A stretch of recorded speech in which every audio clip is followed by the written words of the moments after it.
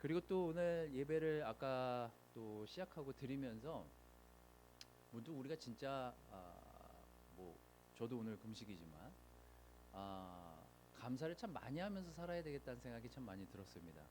우리가 이게 한 번의 예배지만 또 일주일에 또 주일날 맞는 한 번의 예배지만 이 예배를 위해서 아까 막 찬양 음이 좀 틀리긴 했지만 그걸 연습하고 올라온 데까지의 그 수고스러움, 또 지금 우리가 여기서 예배를 드리지만 아침에 누군가 와서 미리 자리를 이렇게 세팅하고 청소를 해주고 또 팀들을 케어하고 팀들에게 레슨을 하고 이 모든 형제자매들의 수고가 없다면 우리가 어떻게 여기 앉아서 집중하면서 예배를 드릴 수 있겠습니까?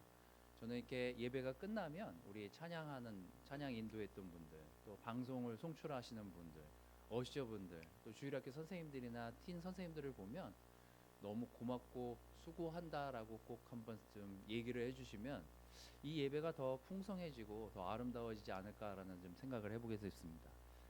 이거 당연한 것 같지만 당연한 게 아니거든요. 누가 1시간 반 전에 나와서 청소를 하고 찬양 준비를 하고 이렇게 찬양을 하겠습니까? 너무나 감사하다는 생각이 좀 들었습니다.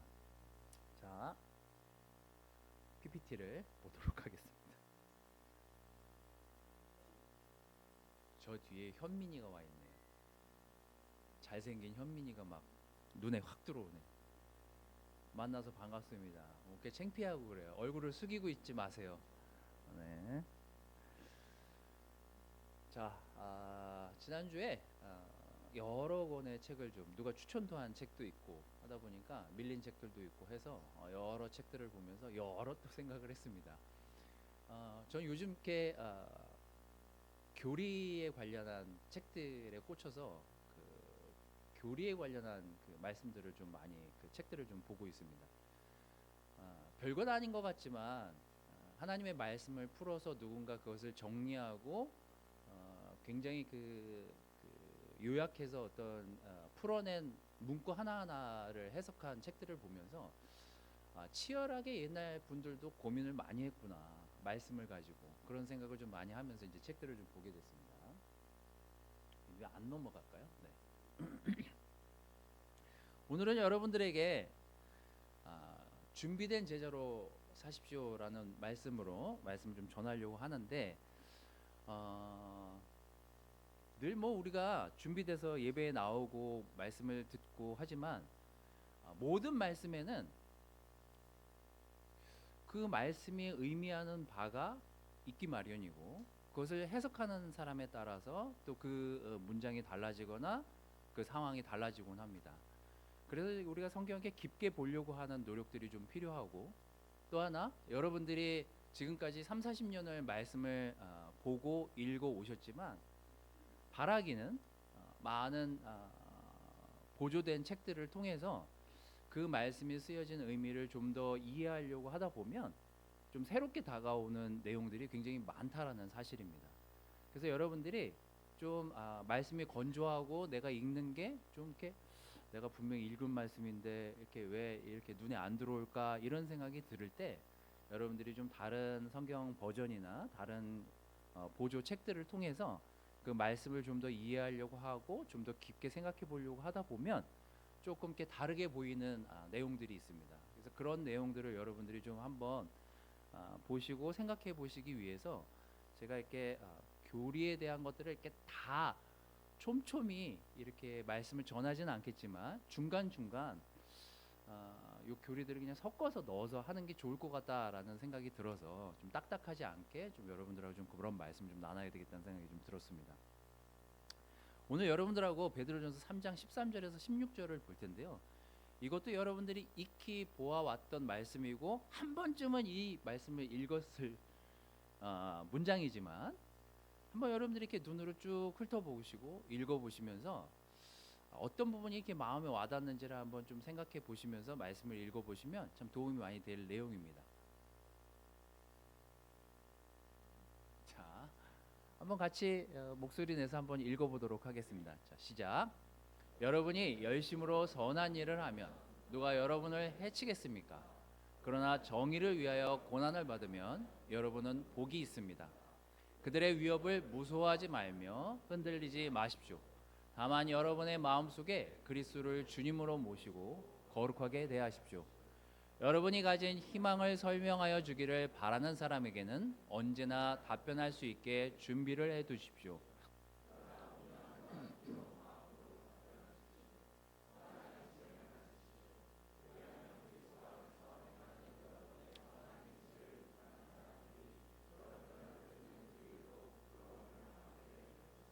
네. 오늘 여러분들이 읽은 이 말씀을 머릿속에 잘 기억해 놓으시고 여러분의 마음에서 어떤 말씀이 좀 내 마음에 와닿는지를 한번 좀 짧게라도 생각해 보십시오. 어, 좀 넘겨주실래요? 네.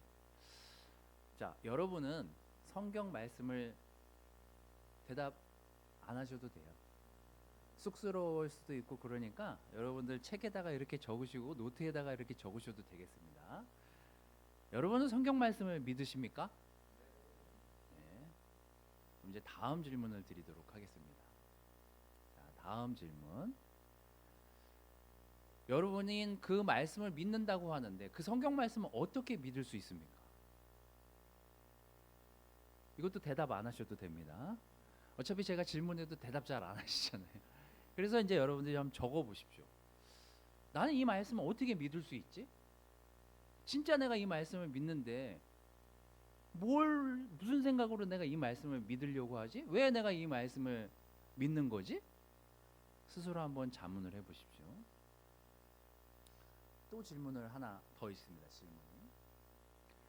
우리가 말씀을 믿고 그 말씀을 삶으로 적용하려고 해요. 다 적용하려고 하지 않습니까? 말씀이 찔리기도 하고 말씀에 좀 흔들리기도 하고 하지만 우리는 이 말씀을 삶에 적용하려고도 하잖아요. 여러분은 이 말씀을 왜 삶에 적용하려고 합니까? 진리이기 때문에. 대답도 하시네요. 네. 자, 다음 페이지를 좀 보도록 하겠습니다. 여러분, 이 베드로서, 전서, 후서가 쓰여졌을 시기는 고난이라고 하는 그 시간이 이게 진짜 언제 끝날까? 이 힘든 시간이 도대체 언제 끝날까가 한참 고민인 시절에 쓰여진 편지예요. 그 교회에 베드로가 편지를 쓰면서 여러분들이 지금 그 하고 있는 그 고난에 대한 시간, 역경, 힘든 그 마음들을 위로하기도 하고 격려도 주고 그 마음을 어떻게 지켜야 되는지에 대한 생각들을 하면서 이 편지를 썼단 말이죠. 그 편지에 있는 사람들이. 아까 여러분들이 읽은 그 내용은 지금 고난받고 있는, 고통받고 있는 사람들이 읽은 편지예요. 우리는 지난주에 제가 여러분들이 어떻게 살았는지 모르겠지만 전 그렇게 고난을 느끼면서 일주일 살진 않았어요. 하지만 우리 중에는 작년부터 왔던 고난이 지난주까지 계속 이어져가지고 그 고난이 해결이 안 된 상태로 지금 오늘 이 예배에 온 사람도 있고, 어떤 사람은 고난이 이제 끝났다 싶었는데 또 다른 고민과 고난이 닥쳐온 분들도 이 자리에 계시고, 어쨌거나 고난이라는 시간이 일주일, 2주일이 아니라 1년, 2년, 3년, 30년 막 이렇게 길어지는 순간 우리는 신앙에 대해서 다시금 고민해 보게 돼요. 제가 지난주에 봤던 영상 중에 폭풍 오열을 한 영상이 있는데 여러분도 한번 나중에 찾아서 한번 보십시오. 그 황가람이라는 가수가 있는데 보신 분들이 있으려는 건 모르겠어요. 나는 반딧불이다라는 노래를 부른 가수예요. 저도 처음 보는 가수예요. 지금 41살입니다. 가수치고는 좀 나이가 들지 않았어요? 데뷔를 20대 초반에 했어요. 20살 초반에 했고, 그리고 무작정 교회에서 찬양하는데 찬양이 너무 좋고 내가 목소리가 좀 이게 좀 가수가 될 수 있을 목소리인가? 자기도 테스트해보고 싶어서 상경해야 돼요. 무작정. 그리고 음악의 메카인 홍대 근처에서 없는 돈을 가지고 노숙을 하기 시작하고, 거기 돈이 없으니까 하루에 일정 몇천 원만 쓰고 이렇게 버텨보자라고 한 게 20년이 지난 거예요. 노숙을 거의 한 6, 7개월을 했더라고요. 근데 이분이 한 얘기 중에 그 유재석 씨랑 그 조세호 씨가 나오는 그 방송에서 한 얘기가 한 30대까지는 괜찮았대요. 30대 초반이 됐을 때까지만 해도 내가 방향은 맞는데 뭐가 에너지가 부족한가? 거기 나온 내용이에요. 에너지가 부족한가? 이런 생각이 들었대요. 근데 이게 40이 가까우니까 방향도 잘못된 거 아닌가라는 생각을 하기 시작하더래. 왜 그때 그 사람들이 하던 얘기를 내가 듣지 않아서 이렇게 된 건가? 여러분 생각을 해보세요. 한두 달 고통은 견딜 수 있지만 그게 1, 2년이 되고 그 가난함과 그 고통과 어려움이 10년, 20년 지속되게 된다고 생각해요. 우리는 뭐 저는 그렇게 해보진 않았지만 그래갖고 셋이 막 너무 우는 거예요. 그 노래가 그 가사가 그런 내용을 담고 있어요. 또 그런 노래 그 가사가. 저도 이제 그 노래를 듣고 그 사람의 스토리를 듣고 그 노래를 들으니까 그냥 계속 눈물이 나는 거예요. 야, 너무 힘들었겠다. 20년을 그렇게. 근데 뭐 다행히 그 노래가 떠서 저도 이제 그 노래를 몇 번 이제 반복해서 들었는데 다행히 떠서 빌보드까지 올라가서 빌보드 9위까지 했대요. 그것도 몰랐어요, 저는. 그리고 하여튼 리메이크 돼가지고 여러 지금 가수들이 지금 부르고 있더라고요. 제가 여러분들은 모르는 노래도 가르쳐 드렸으니까 여러분 또 가서 검색하면 또 그 사람 뜰 거예요. 어쨌거나 우리 중에 고난이라는 시간이 길어지는 걸 견딘다는 건 보통 어려운 일이 아닙니다. 해결될 기미가 보이지도 않는데 끝이 없을 것만 같을 때 그 두려움과 공포는 이거는 겪어보지 않으면 알 수 없어요. 넘겨주세요. 질병은 어떻습니까? 저는 주변에 이제 아픈 사람을 많이 보기도 했지만 하루 이틀 아프면은 그거는 옆에서 도와줄 수 있어요. 그게 1년이 되고 2년이 되고 이게 지쳐간다라고 생각하는 그 순간에도 답이 없이 그 질병이 지속되는 사람을 곁에 두고 본다는 건 그게 보통 어려운 일이 아닙니다. 거기다가 생명을 달고 살잖아요. 그 생명을 단 사람을 옆에서 지켜보면서 아무것도 할 수 없을 때 그 마음과 그 질병을 달고 1년, 2년, 3년, 4년, 5년, 6년 그렇게 하염없이 시간이 지나가는 그 환자의 입장에 한번 되어보십시오. 그것도 견디기 힘든 일이에요. 이 베드로 전서가 쓰여졌을 시점에 그 시간에 살고 있던 그 사람들은 아마 이 공포와 두려움과 어려움 가운데 살 수밖에 없었을 상황에 놓여 있던 사람들이에요. 자기는 나라가 있는 것도 아니고 지배받고 있는데 언제 죽을지 몰라요. 그리고 항상 위험에 노출되어 있고 항상 자기들의 문제가 불거져서 사람들에게 지탄받고 있는 시기에 신앙인으로 살았어요. 요즘도 그때 정도까지는 아니지만 교인들이 얼마나 지탄받는지 아십니까? 교회 다니는 사람들이 얼마나 지탄받는지 아세요?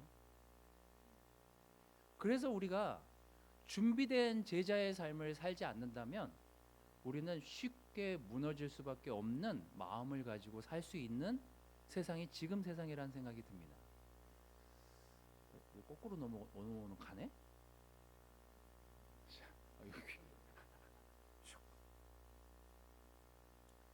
자, 여러분이 이 시대에 살고 있지만 그 시대 그 편지에 아까 나온 내용들을 보면서 이제 이 구절들을 잘 곱씹어서 생각해 보십시오. 그리고 첫 번째로 우리가 한번 생각해 봐야 될 것은 우리가 준비된 제자로 살기 위해서 항상 내가 왜 이 일을 하려고 하고 내가 왜 이 행동을 하려고 하고 내가 왜 이 말을 하려고 하는지 곱씹어서 생각해 보시면 이 말씀이 의미하는 바를 삶에 잘 적용할 수 있겠죠. 동기를 살피는 일입니다. 자, 여러분이 선한 일을 했어요. 누군가에게 여러분들이 선의를 베풀거나 누군가에게 여러분이 밥을 사고 누군가 주변 사람을 여러분들이 도왔어요.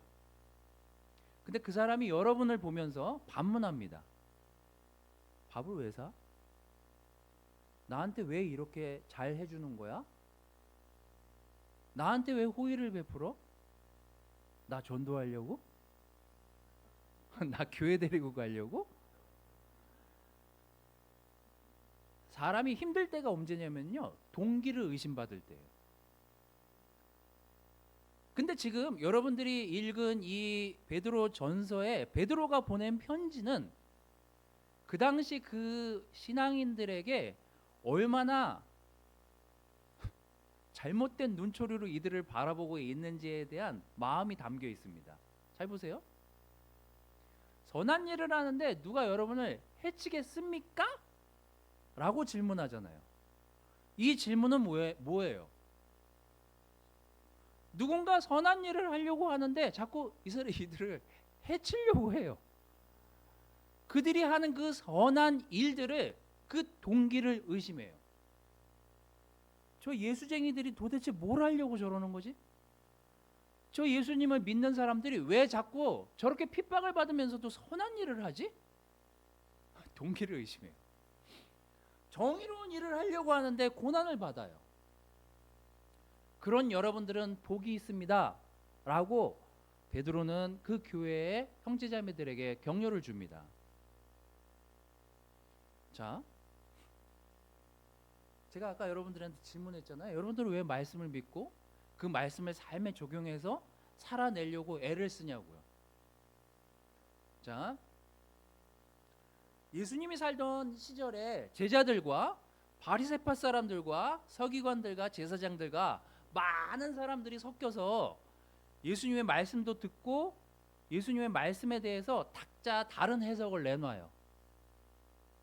왜 안식일에 당신은 일을 하십니까? 당신의 제자들은 왜 일을 합니까?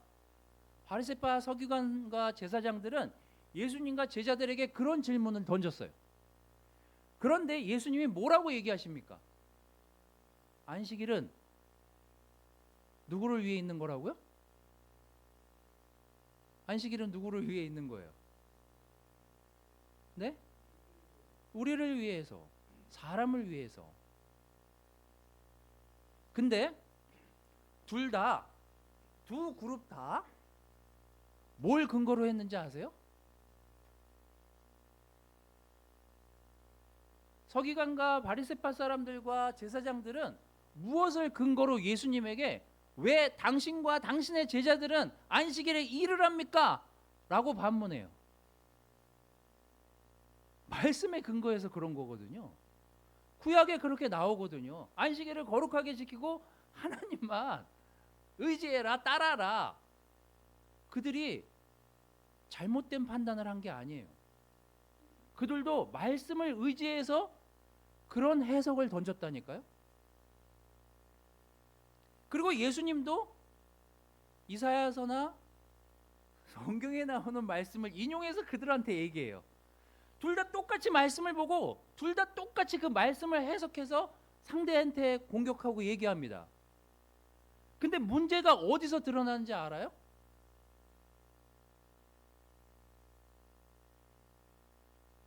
우리는 꿀먹은 벙어리처럼 저를 보고 있지만 동기가 잘못된 거거든요. 다 말씀을 똑같이 구약의 말씀을 읽고 생각했어요. 근데 그 동기가 그들은 이 말씀이 지켜져야 될 일이고 나는 이렇게까지 지켜왔으니 나는 의로운 사람인 것을 더 증명하기 위해서 그걸 질문해요. 근데 예수님의 동기는 같은 말씀을 읽었는데 그걸 사람을 적용하고 사람을 치유하는 데 쓰려고 그 말씀을 적용해요. 똑같은 말씀을 읽는데 문제는 뭐냐면 동기의 차이인 거예요. 저는 그래서 제가 그 말씀을 주제를 정하려고 할 때 제가 연말에 정한 주제들이 있거든요. 제목들이. 그래서 오늘 사실 이 제목을 계급이 깡패다 이렇게 제목을 정하려고 했어요. 이게 썸네일이나 제목, 타이틀 이런 거 올라가면 유튜브에서 이 어그로 아세요? 이게 사람을 끄집어 아이고 왜 이렇게 집어 던지고 그러십니까? 자, 이게 유튜브나 이런 데 제목을 올리면은요. 그 제목을 보고 들어오는 사람들이 있거든요. 이게 주목을 끌만한 주제일 것 같아가지고 제가 계급이 깡패다 이렇게 하려고 했는데 너무 상스러운 것 같아가지고 제가 이게 제목을 좀 바꿨습니다. 좀 이렇게 순한 걸로. 여러분 잘 보십시오. 우리는 20년의 신앙생활을 했다는 것이 어느 때는 계급처럼 느껴질 때가 있어요. 우리는 그렇지 않은데 그런 사람이 있다니까요. 나는 주일날 교회를 열심히 늦지 않고 20년 나온 사람이야. 이것도 계급이 될 수 있습니다. 나 여기서 20년 설교한 사람이야. 이것도 계급이 될 수 있어요. 우리가 우리의 동기를 자꾸 살피려고 들지 않으면은요, 우리가 지나온 신앙생활이 마치 경력이 되고 경험이 돼가지고 그게 계급처럼 보여질 때가 있어요. 굉장히 주의해야 될 신앙의 자세입니다. 이 당시에 있던 사람들의 생각은 계급 사회에서 자기네들은 하층민으로 살고 신앙인으로 살았지만 높은 벽을 실감하면서 살았던 사람들이에요. 그런데 그 신앙에 대해서도 도전을 받던 사람들이에요. 그들에게는 그것이 위협이었고 무서웠고 흔들릴 수밖에 없는 상황이었어요. 여러분, 우리는 신앙의 삶을 살면서 끊임없이 여러분들이 왜 내가 이 행동을 하려고 하고 왜 내가 이 말을 하려고 하고 내가 왜 이 말씀에 찔리는지를 끊임없이 여러분 스스로 자문해 봐야 됩니다. 내가 왜 이 일을 하려고 하지? 내가 왜 이 사람을 도우려고 하지? 내가 왜 이 형제에게 이 말을 하려고 하지? 여러분 스스로 여러분의 동기를 항상 살펴보십시오. 그게 우리가 실수하지 않고 우리의 잘못이나 우리의 죄를 돌아보면서 다시금 예수님이 왜 나를 인도하시고 구원해 주셨는지를 생각해 보게 되는 아주 기본적인 작업 중에 하나입니다. 여러분 항상 교회를 나오거나 누군가를 만나서 시간을 보낼 때 항상 한 번쯤 다시 생각해 보십시오. 내가 왜 예수님을 믿었지? 내가 왜 이 말씀을 믿는 거지? 내가 왜 이 말씀대로 살려고 하는 거지? 항상 여러분 마음속에서 이 질문을 끊임없이 던지시기를 바랍니다. 시편 139편 23절 24절 말씀을 써왔지만 제가 요즘 시편을 읽으면서 다시 기도하고 있거든요. 한 장을 읽고 기도하고 한 장을 읽고 기도하고 이러고 있습니다. 물론 오늘은 금식하고 함께 금식 체인으로 기도, 이것도 뭐 저는 매해 하는 일이지만 나쁘지 않더라고요. 여러분들이 누군가를 위해서 하고 있는 기도를 올린 걸 제가 여러분들을 보면서 기도하고 있거든요. 대부분 다 가족들, 친구들을 위해서 기도하고 계시더라고요. 자, 다윗이 진짜 자주 하는 기도예요. 한번 여러분들이 시편을 좀 읽으면서 기도하시면 기도의 도움을 많이 받을 수 있습니다. 그는 항상 자기 자신을 돌아봐요. 하나님, 나를 샅샅이 살펴보십시오. 내 마음을 알아주십시오. 나를 철저히 시험해 보시고 내가 걱정하는 바를 알아주십시오. 내가 나쁜 길을 가지는 않는지 나를 살펴보시고 영원한 길로 나를 인도해 주십시오. 다윗의 기도에 이런 기도가 자주 나옵니다. 하나님, 나를 좀 내 마음을 속속히 들여다봐 주십시오. 저 지금 제 마음이 어떤지, 제가 이런 생각하고 있고 제가 이런 기도하고 있는데 이게 진짜 바르게 기도하고 있는지 나를 살펴봐 달라고 다윗은 얘기하거든요. 여러분, 누군가를 살피기 전에 내가 왜 이렇게 기도하려고 하고 내가 누군가를 위해서 내가 왜 이 마음을 갖고 있는지 여러분 항상 여러분 스스로 동기를 살펴보시기를 바라요. 그래야 우리가 바르고 깨끗하고 하나님 마음에서 의로운 자녀로 살아갈 수 있습니다. 내가 지금 하고 있는 이 행동은 무엇 때문인지 항상 여러분 스스로 동기를 살펴보시기를 바라요. 그리고 여기 어떤 희망을 품고 사는지 한번 생각해 보십시오. 15절에서 나오는 내용은 이런 내용입니다. 다만 여러분의 마음속에 그리스도를 주님으로 모시고 거룩하게 대하십시오. 여러분이 가진 희망을 설명하여 주기를 바라는 사람에게는 언제나 답변할 수 있게 준비를 해 두십시오. 자, 우리는 요즘 시대를 살면서 걱정을 많이 하기도 하고 또 아이들도 걱정을 많이 하면서 크는 시대에 우리가 살고 있습니다. 한 번쯤 저는 지난주에 우리 부부관계 세미나를 해주신 우리 재훈이 형, 상민 형수가 그 부부관계 세미나를 해줬거든요. 저도 별 기대 없이 들어가서 그 영상을 좀 얘기를 들었습니다. 사실 너무 좋았어요, 개인적으로. 시간이 되시면 한번 그 영상을 다시 한번 좀 보시기를 바랍니다. 우리가 부부가 돼서 살아가고 부부 관계의 여러 상황들을 맞닥뜨리지만 저는 저희 교회뿐만 아니라 이 땅을 사는, 아까도 영민 형제가 뭐 성찬 때 그 어떤 부부 관계에 대한 이야기를 했지만 부부로서 살아간다는 게 보통 어려운 일이 아닙니다. 보통 힘든 일이 아니에요. 이거를 10년, 20년, 30년, 40년, 50년 살아낸다는 게 보통 쉬운 일이 아닙니다. 근데 자녀들이 그 부모를 보면서 커요. 대부분의 20대, 30대에 있는 청년들에게 결혼을 안 하는 이유를 물었을 때 대부분의 자녀들이 하는 얘기에 많은 부분을 차지하는 게 자기 부모입니다. 저는 우리 부모처럼 살고 싶지 않아요. 왜 그렇게 희생을 해야 됩니까?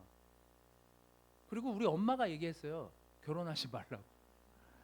할 수 있으면 혼자 살아라. 보통 힘든 게 아니었기 때문에 자녀들한테 그런 얘기를 했죠. 그리고 자녀들도 부모를 보니 굳이 저렇게 살 걸 왜 결혼을 하나. 결혼에 대한 희망을 못 보니 더더욱이 결혼할 수가 없는 거죠. 됐다 힘들구나. 저렇게 사는 게. 희망을 보지 못하기 때문에 결혼할 수가 없는 거예요. 두렵고 걱정되고 어렵기 때문에. 이 당시에 살았던 그 사람들에게 희망이라고 한다면 무슨 희망이 있었겠습니까?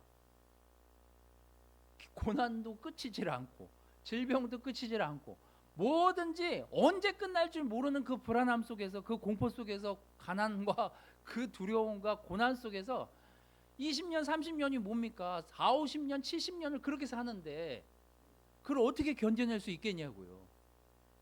그들에게 있어서 단 하나의 희망은 베드로가 보낸 이 편지에 의하면 그리스도를 희망을 두라고. 어찌됐거나 여러분들이 그 힘들어하고 어려운 시간들을 지금까지 버텨왔는데 하늘의 희망을 두라. 하늘의 소망을 두고 하늘의 희망을 두면서 이 땅을 살아내지 않으면 정말 힘들고 흔들리고 어려워질 수 있다라고 이 편지는 얘기해요. 여러분은 그 희망을 품고 사십니까? 고난이 10년, 20년 됐는데 나아질 기미가 안 보여요. 희망이 없어요. 그리고 고통이 끊이질 않아요. 근데도 여러분은 그래, 이번 생은 망했으니 하늘나라라도 좋은 데로 가자, 이런 마음으로 살고 계십니까? 어때요 여러분? 안 돼. 이번 생은 어차피 흙수저야. 안 돼.